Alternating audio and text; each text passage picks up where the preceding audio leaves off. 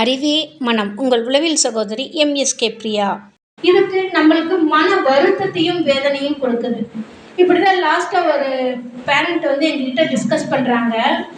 என் பையன் love marriage பண்ணிட்டான், எனக்கு அதில் விருப்பமே இல்லை. ஆனால் அவனை பார்க்குறக்கோ பேசுறக்கோ எனக்கு பிடிக்கல.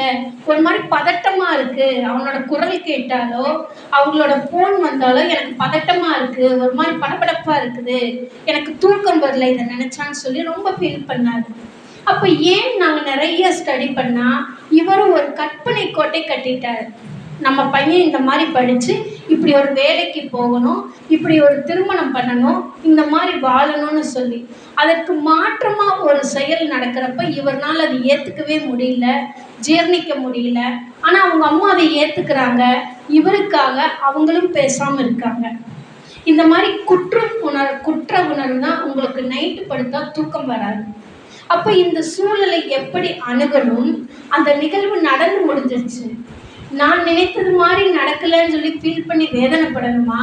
இல்லை இந்த சூழலிருந்து எப்படி தன்னை பாதுகாத்து வெளியில் வரணும்னு நினச்சா வெளியில் வந்துடலாம். இப்படி தான் ஒவ்வொரு நாளுமே நம்ம ப்ரெசண்ட்டு, இந்த காலத்துக்கு, இந்த நிமிடத்துக்கு நாம் எப்படி நம்மளை தயார் செய்து கொள்வதுன்னு நினச்சிட்டோம்னா நம்ம ஜெயிக்க முடியும்.